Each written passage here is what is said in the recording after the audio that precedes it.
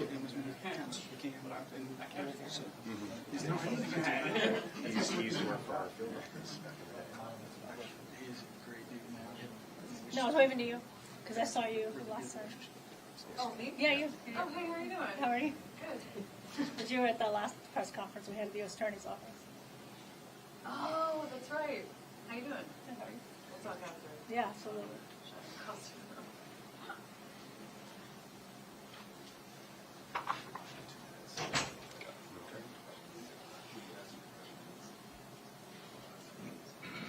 That's fine. Yeah.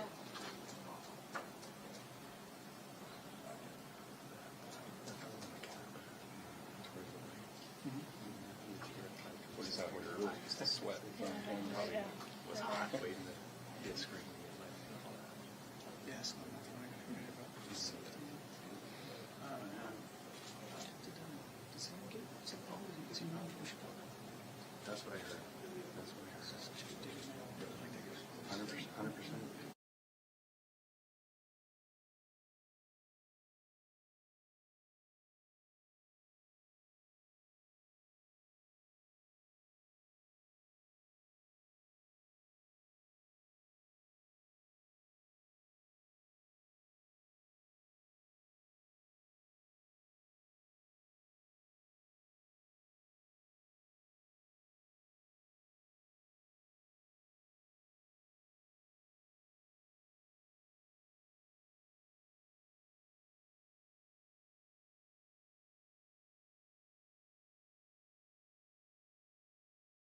Madam Secretary, Brian, nice to meet you. Well, thanks for being here.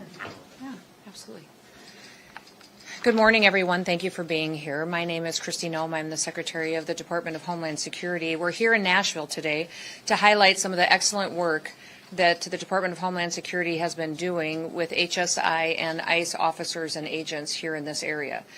This office oversees not just operations within Nashville, but also throughout Tennessee and Kentucky, and they also are a key component to our investigative efforts that we put into the breaking up of drug and human trafficking rings. I'm so proud of this office and the agents that work here and in this area for what they do to protect children every day and what they do to protect United States citizens and get criminals off of our streets. President Trump has been focused ever since he's been in office on making America safe again. And that is what my job is as a secretary, is to make sure that we're following through on exactly what he promised the American people, to make sure that we're going after the worst of the worst every single day, get the murderers, the rapists, the child pedophiles and pornographers off of our streets and out of this country so that they can be brought to justice and face the consequences for their actions. Since President Trump has taken office, we have arrested almost 300,000 and more criminals and illegal aliens here in the United States of America and brought them to justice and deported them out of our country. 70% of those individuals have criminal charges that they are convicted of, or they have criminal charges that are pending against them.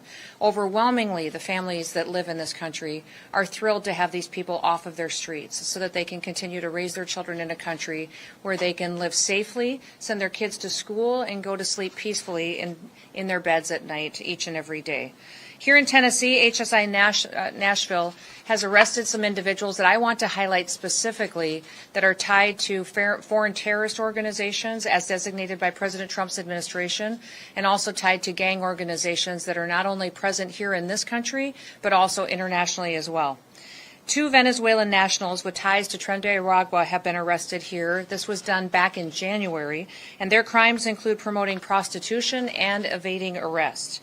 In February, HSI Nashville arrested a 35-year-old Venezuelan charged with homicide after he stabbed his own wife to death.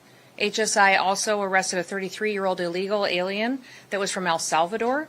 This individual was affiliated with the MS-13 gang, and he is the subject of a red notice that we participate with Interpol, and is wanted in El Salvador as well for aggravated murder. In January, HSI Nashville here arrested a 22-year-old Guatemalan who was an illegal alien here in this country. The charges against this individual count 3 charges of child rape, sexual exploitation of a minor, and identity theft. Also arrested here is a 60-year-old illegal alien from Iraq. His criminal history includes convictions of rape, larceny, and false imprisonment. And last but not least that I'll highlight here individually today is we all remember the story of Kilmar Abrego Garcia, the MS-13 member. He was a human trafficker, a domestic abuser, a criminal illegal alien, and a national of El Salvador, and a member of MS-13. The mainstream media consistently tries to defend this individual as an innocent Maryland man, but I will be very clear, this man has a history and decades-long ties to a gang that has been convicted of human trafficking, and he himself has been deeply tied to those horrific charges and criminal activities.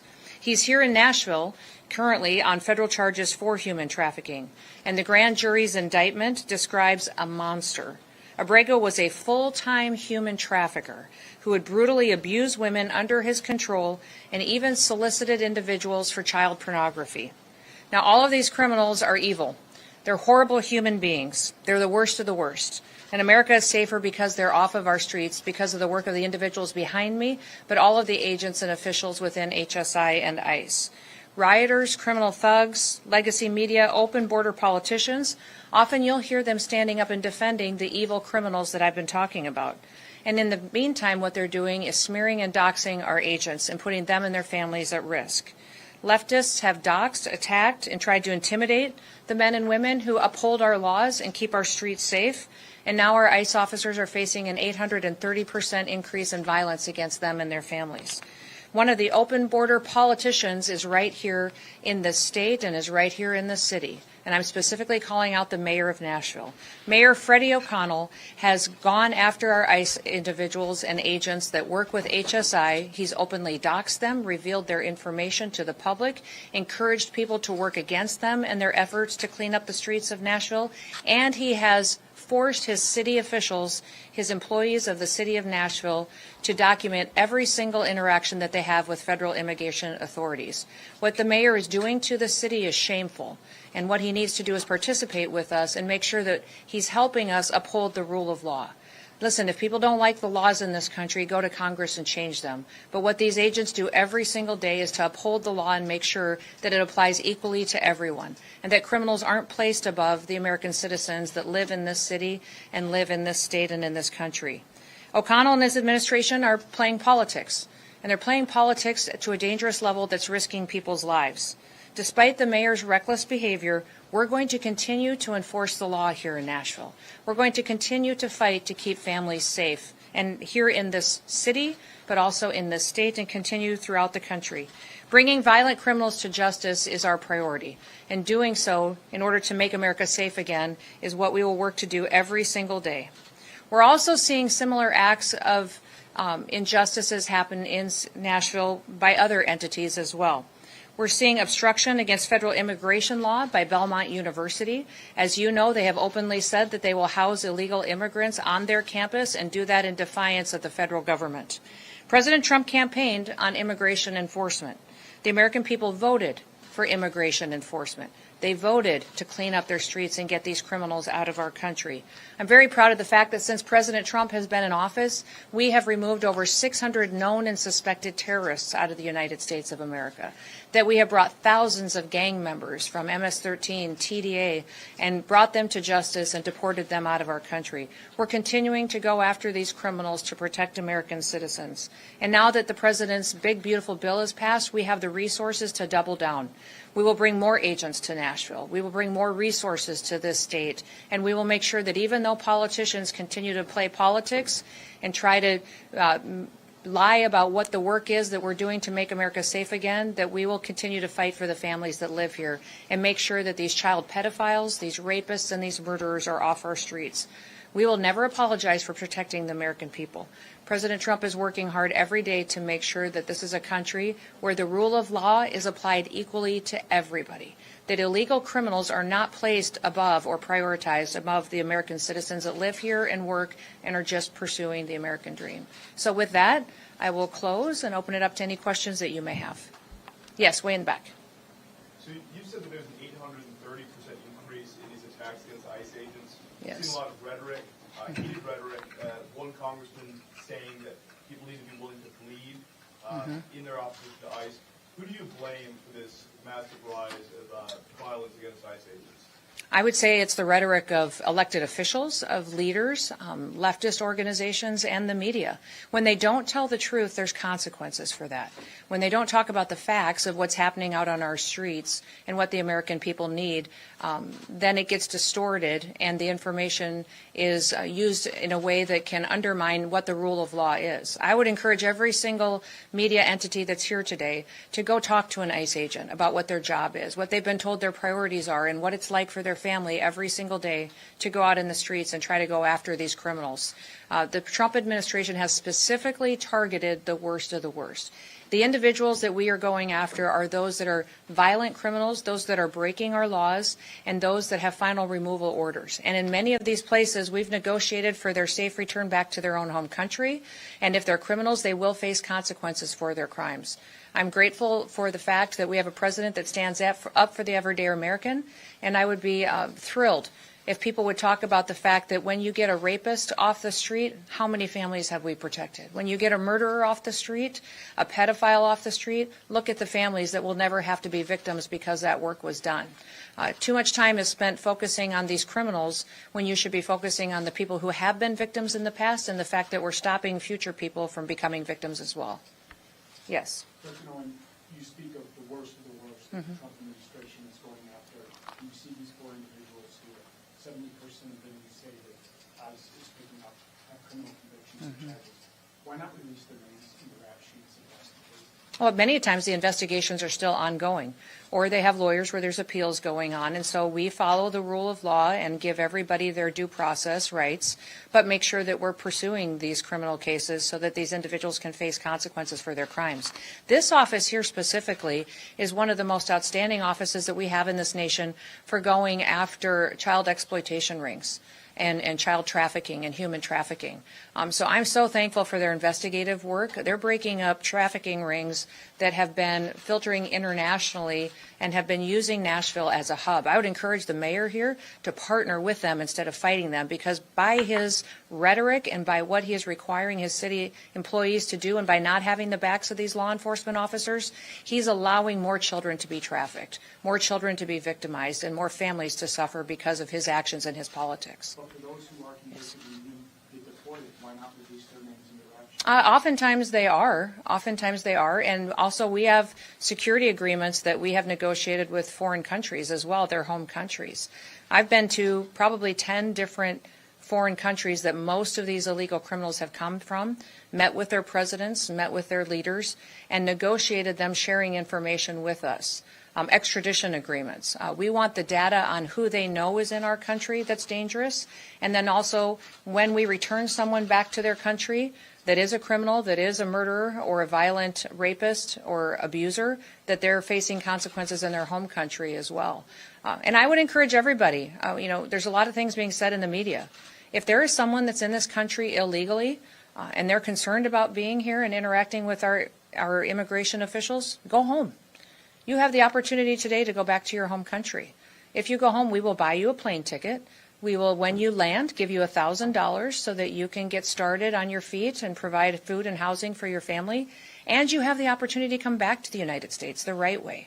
You have the opportunity to come here and to pursue the American dream. But if you wait until you get detained by our officers and get encountered or are surrounded by individuals who are breaking the law and get deported, you will never get the chance to come back to the United States of America. And many of the times when I've traveled to these other countries and visited with their presidents and their governments, they have established now programs to help support their citizens that are coming back to their countries. Many of these countries are setting up loan programs for houses when people come back, training for jobs that they need to have filled in their countries. They're giving children scholarships that are coming home so they can get an education and get their feet under them. So when you look at Guatemala, Honduras, Colombia, Panama, many of these countries, Mexico that I've visited, many of them are setting up programs so that when people do come home, that they have the opportunity to have a job and an education that they've never had before. And I'm proud of that work that's being done so that when individuals do things the right way, they can be rewarded for that. Yes. Madam Secretary, Tennessee has a lot of farmers that may rely on migrant workers to be able to yield their crops. So what's your message to them on what they should do? You know, what I would tell them is we've got visa programs that they can participate in to help them with their workforce issues. The H-2A visa program is under my purview, and I don't have a limit on how many of those I can issue. I would encourage them to reach out, and we can help them meet that workforce if the need is there. Many times there's people in this country as well that are looking to fill positions, but I will be very clear in saying that there will be no amnesty under the Trump administration. That individuals who are here illegally, we're hopeful that they will come and do it the right way, and that we'll make sure that we streamline and get rid of the bureaucratic hiccups and things that have slowed down the process in the past. We are streamlining the paperwork process and the application process so it's much quicker and responsive to the needs that farmers have. Yes. Because you singled out Kilmar Habergo, I want to ask you about some of the witnesses giving testimony against him. 3 of these people have been deported multiple times. Now they're receiving some kind of pardon to stay in the U.S. Can you talk about who granted these permissions and why is this allowed for some of these people who have been deported prior, who have been convicted felons, to stay in the U.S.? Yeah, no, I can't speak to the specifics of how some of the case negotiations have been conducted, but I am grateful that this man is being brought to justice.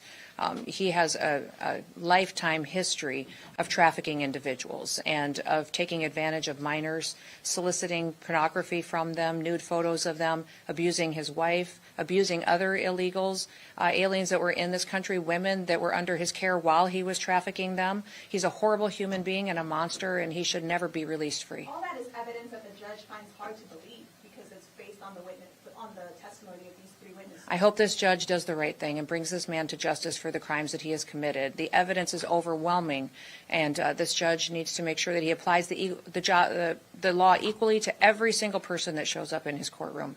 And then I do want to ask you, because ICE operations are taking place predominantly in Latino communities. Can you speak And I wouldn't say that's true. You know, I would say that the media has highlighted operations like that, but we have operations ongoing throughout the country every single day in communities everywhere. So I would not say that anyone could show that they're highlighted in Hispanic communities. They're highlighted in areas that we know we have investigative work and casework to show that we may have enforcement mechanisms that need to be put in place because we have criminal activities ongoing. Well, my audience is predominantly Latino, so they kind of every day say they're fearful because a lot of people have been targeted based on their skin color, not necessarily. That is not true. And so that has been another false narrative that has been put out there in the media that I absolutely want to throw back at you and say that is absolutely false, and don't you dare ever say that again.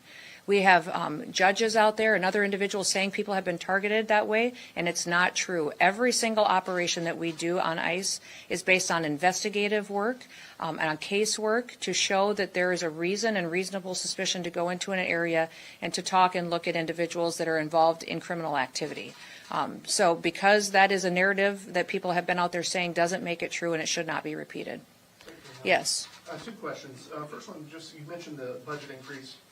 Excuse me, it's going to be coming to ICE. Beyond just more personnel, more boots on the ground here, I mean, what do you see as what Nashvilleians will see in the city in terms of enforcement detention over the next few years? What's that going to actually look like? Well, what the people of Nashville will see is obviously more individuals and more agents, but they'll also see more training and equipment. We'll see more investigative tools that will be able to be utilized.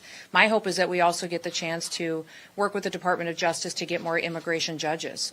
Many times we have individuals who wait a long time to get through the immigration process, and that is one of the reasons that people point to while people get anxious to come into our country illegally is because it takes so long to do it the right way. So not only do we want to get our casework when we bring someone into our detainment processed quickly so that we can get a decision made, but also those individuals who want to come here legally, that we have the opportunity to do so in a much more streamlined manner.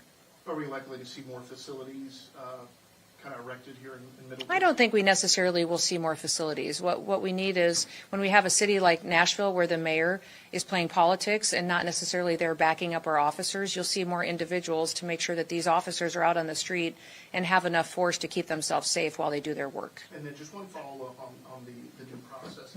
It's standard within law enforcement to release names and charges before people have gone through trial or through that legal process. I mean, that is part of due process. How can we, the press, and by extension the public, ensure that the federal government is ensuring due process if we're not allowed to know the names of these people and the charges? We are following due process on every single case. I'm not sure if you're talking specifically about a case or two, but I can follow up with you after the press conference and see if there's some you're not getting. But if we are not giving you names and data and information, it is because we are following the law and ensuring that every individual gets the due process that they need. Now, due process looks different based on what case it is and who the individual is, but we will continue to make sure that we're focusing on following the law and making sure we're bringing criminals to justice. Do you think we see more names released? We will release names as we are allowed to by the law. In the case of Kilmar Grego Garcia, there's been a lot of discussion on whether he will be deported if he's released ahead of trial. What's your perspective on whether to have him deported and potentially not stand trial because he'll be in another country? How would that work, and what's the perspective? He's standing trial now, and I hope he faces consequences for his crimes. And that will be something that we will be able to deliver for the people that have been victimized by him and his actions over the years. And then when that is done and that process is over, he should never be allowed to be free in the United States of America. So even if he goes home to his home country, my hope is that he will be incarcerated there for the rest of his life as well. Will he remain in the United States up until the point of trial? That's not under my purview, but my hope is that he would be able to face consequences for his crimes. Yes, ma'am. Thank you. Secretary, what do you think about the Dignity Act of 2025 that Republican Maria Vera Salazar introduced? Do you support it? Well, I've not read the act as she introduced it. I've talked to Maria extensively about it and her ideas in this legislation, and I think it's a great discussion for Congress to have. We'll continue to work with her and with the White House on what we can do to look at immigration law in this country and see what we can do to meet some of the needs that we have. Listen, immigration reform has been needed for many, many years, and I appreciate her and her leadership in bringing forward a bill that can start that discussion. Yes. Just talking about Kilmar Grego Garcia, you've mentioned that he is, in fact, an MS-13 member. There was witness testimony that the attorney for Kilmar Grego Garcia disputed that said that there were no signs or markings that he was, in fact, an MS-13 gang member. So what criteria has DHS used to, in fact, label him an MS-13 gang member?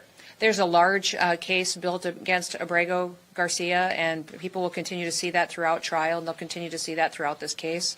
I will say that him consistently being surrounded and working with those gang members to traffic individuals across the state for many, many years and working in conjunction with them and targeting individuals of rival gangs against MS-13 and even helping to help facilitate the murder of a mother of one of the rival gangs that is opposed to MS-13. All of that builds into a case of work that has been done for many years against this individual. He is a monster, and he is tied to a terrorist organization that has perpetuated violence against human beings for many, many years. My hope is that he will stand trial and get the consequences of his actions and that justice will be served for his victims. And you brought up Nashville Mayor Freddie O'Connor, that he's been going after ICE agents. I had an interaction with him when he said the real concern is not releasing the names of ICE agents, but the... No, that is a real concern. It is a real concern that he has jeopardized them and their families. They face violent acts. Their families are targeted. They're doxxed. Their personal information is put out there, and people are treating them horrifically. And he needs to stop and knock it off and grow up and act like a leader and start sending his law enforcement officers to have our backs. Because what we are doing is upholding the law. We are upholding the law every single day. If he doesn't like the law, go change it. Go to the federal government and change the law. But what we are doing here is making our streets safer for the people of Nashville, and the people of Nashville overwhelmingly support getting criminals off of their streets. He should be helping us do that. Well, he's saying that the unmasking of ICE agents need to be unmasked, that's the real concern. So Mayor O'Connell's much more worried about victimizing our law enforcement officers than he is going after criminals? This guy's priorities are completely screwed up, and he doesn't deserve to be a mayor. He doesn't deserve to be in office. Yes. Secretary, do you have any specific information you can share with us about the number of additional agents or the additional resources you plan to bring to Nashville or Tennessee? Well, that analysis is getting done. We will have dozens of more officers and agents that will be here in the Nashville area. And we will continue to make sure that there are resources not just in Nashville, but throughout the state, and also this office covers Kentucky as well. So we will do an analysis of where we see criminal activity and where we need those individuals to make sure that we can have people go forward and do their operations and do them safely. Clearly, when there is a sanctuary city or there's a sanctuary state, we're going to have to put more federal officers there because there's not a cooperative agreement with the local and state law enforcement that has their backs and allows them to conduct their operations safely. So when you're looking at a city like New York City or Nashville or Chicago, Illinois, we're going to have to put more federal officers there in order to run our operations safely. But we have over 800 agreements across this country with other city, local, and state officials that partner with us every single day. And we're so thrilled to have those leaders in those cities being grateful that we're there cleaning up their streets and getting dangerous individuals off their streets. Thousands and thousands of mayors and governors and local officials and sheriffs and city council members across this country are partnering with us and working with us every day so that when we go out and do an operation, they have our backs. And they're helping us secure locations, and they're partnering with us. It's unfortunate we don't have that kind of working relationship here in Nashville. And last question. Madam Secretary, back in May, ICE agents cooperated with THP troopers for traffic enforcement stop. So far, we've been blocked by local and state authorities to look at biographical data for those people to ensure Hispanics weren't unlawfully being targeted. Will ICE release that data if locals won't? Do you have any indication that anybody was targeted just specifically because of what their race or creed was? CAD reports that I have right now on those show disproportionately Hispanic people being stopped and detained. Every single enforcement action that we have, every single enforcement operation that we have conducted has been based on a casework and investigative reports on criminal activities and where we know that there is those types of things going on and individuals are located. Would you suggest All right, they release good. that information out to the We will release any information that's available that we can according to the law. And we have been extremely transparent. This has been the most transparent administration that we have had in a very long time on operations that we have on the ground. And that's one of the things that makes me so proud to work for President Trump, is that he has been an open book on making sure that he's following through on exactly what the American people have asked him to do. Focus on, number one, securing the border. For 2 months in a row now, we have 0 illegal aliens that have crossed our borders and come into this country. And that is one thing that has done amazing results in making sure that we're keeping Americans safe. The second thing he has promised to do that overwhelmingly the American people wanted him to was to get the worst of the worst off of our streets. And so our focus is there, and that's what we will continue to do, is to provide operations that remove these murderers, rapists, pedophiles, and human traffickers and drug traffickers off of our streets. When you look at the table in front of me, these are all drugs and guns that have been taken off of the streets from this office and this area, this state, that are no longer out there killing our children, that are no longer out there perpetuating drug addiction and splitting up families and conducting violence on the streets. They have been brought into and taken away from criminals and terrorist organizations because of the work that these officers do. My hope is that we can continue to do this kind of work and do it in a way that makes sure that we're honoring our law enforcement officers and we're recognizing the rule of law needs to be enforced and enhanced here in the United States. That's what the American people demanded, and that's what President Trump is following through on. So thank you. You guys have a wonderful day. Are you concerned about people impersonating ICE agents? Does it not make the U.S. less safe if you just deport terrorists instead of charge them and jail them? Thank you, guys. Appreciate it.